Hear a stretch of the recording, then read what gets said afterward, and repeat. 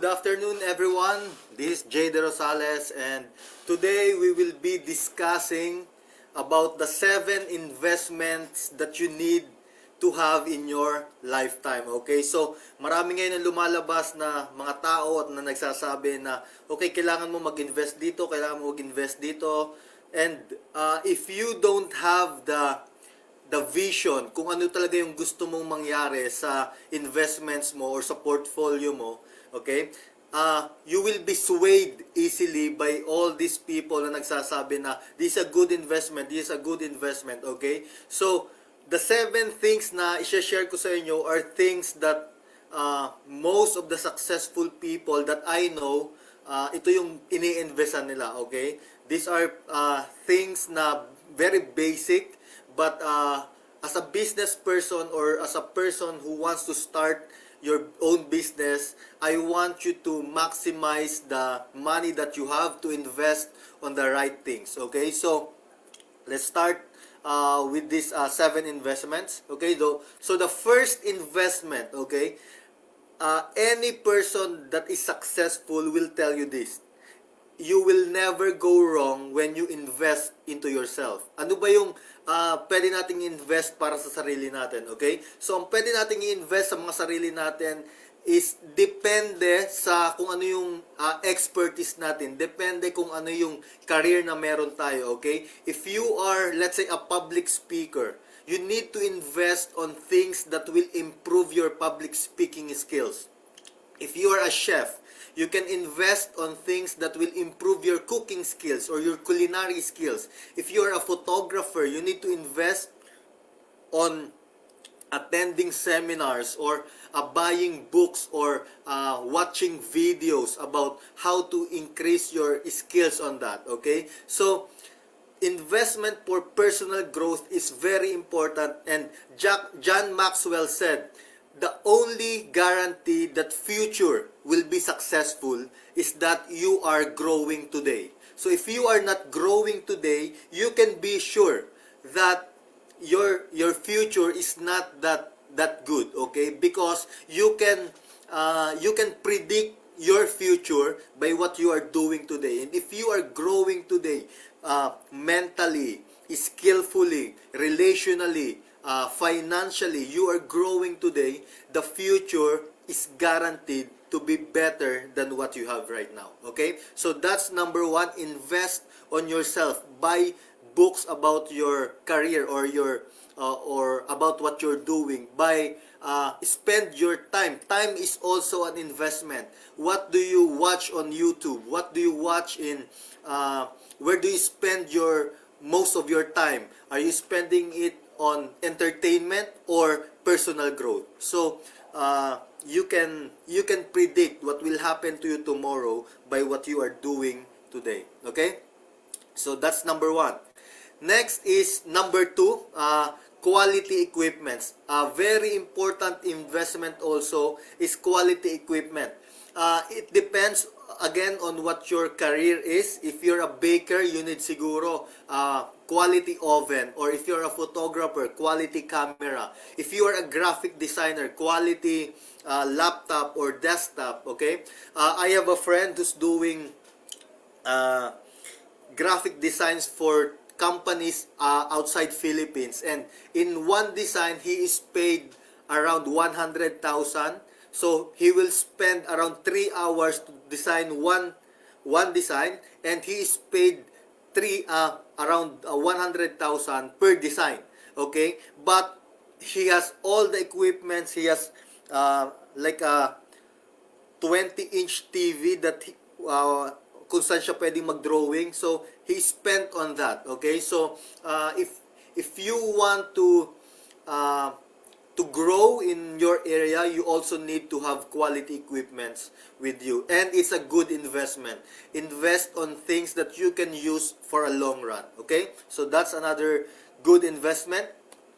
Number 3 is, of course, business. Okay, while you are growing yourself, okay, and make sure you monetize your skill. It's no sense that you are growing yourself and yet you are not monetizing it, okay? If you're good in photography, make sure you monetize that, okay? And then save up so that you can hire a team that can help you do what you're doing. Let's say you're a photographer and you're very good at that. And then for you to create a business out of that, you need to hire people, and you can teach them your expertise, or hire people that are better than you in some areas, okay? And while you are being expert on that, try to build a system that you can turn into a business, okay? Maybe you need to hire marketing people that can market your services, okay? So another good investment is creating a business out of what you're doing, okay? Or the good thing about having a business is it can be a passive income for you. Even without your presence, you can still earn from the business or from the system that you created, okay? So make sure na if you are saving money, make sure to allot some of it to create more money or turning that into a business, okay? That's number 3. And number 4 is real estate investment. There's still no better investment than real estate. And every wealthy people or successful people knows that. Okay? So, once you're... But don't buy. This is my tip for those who want to have real estate. Don't buy real estate out of your primary income. Okay? If you are, let's say, a makeup artist, or you're an employee, or you're working for a company, try to save up to start an investment like a business or other investments that can create money. Then out of those investments, you can take the profit and try to find for a good real estate investment, okay? Because if you use your income, your primary income, to buy real estate investment, uh, real estate is a stable investment, but it takes a long time, okay? You cannot, unless you are a flipper, or like you're doing buy and sell in real estate, it takes a lot of time to get your money back in real estate investment. So use the money that you save to create a business, and from the profit of the business, you can go for a real estate investment, okay? But good investment po ang real estate. So make sure na you are planning all these things para makapag-invest tayo in these portfolios, okay? And another very important investment that you need to have is insurance, okay? Many people are skeptical about insurances. There are insurance for your car, your house, for fire insurance like that, flood insurance, okay? But the most important of all this insurance is life insurance. Make sure, if you are listening to this, make sure you have a life insurance for yourself. I have few life insurances, and the reason for that is this: whatever you are working on right now, once you got illness, or you got into an accident, or you are taken away from the picture, no one can continue what you're doing, okay? Unless you have, or they have the money to hire someone to replace what we are doing for the company, okay? Especially if you are a business person, make sure you have life insurances, so that when we are gone, they will receive the money that they can use to replace us, to replace what we are doing. Let's say you're doing marketing or operations, they can hire other people to replace us on what we are doing or our function in the company, okay? So very important po ang life insurance for business person and to those who are aspiring to become business persons, okay?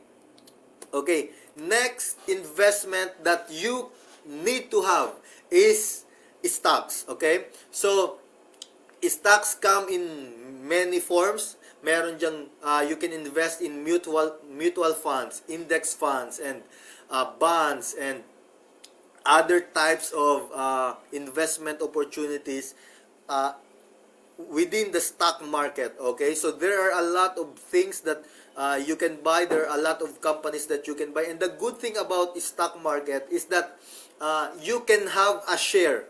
You can have a share in the company na binili mo yung stocks. Okay, and another good thing about buying a stocks from stock market is you will learn how to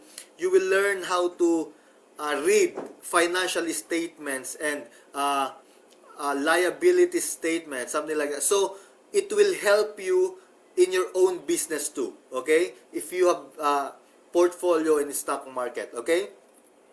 All right. So that's number 6, and the last but definitely not the least of good investment that you can have in your lifetime are people. Okay, people includes your employees, okay, your partners in business, and your connections. Okay, there are a lot of instances na a person na bankrupt yung business niya, and because of his connection, hindi siya nahirapan bumangon. Okay, so people nakakilala mo, na connection mo, that can help you, that can mentor you, is a great asset for everyone.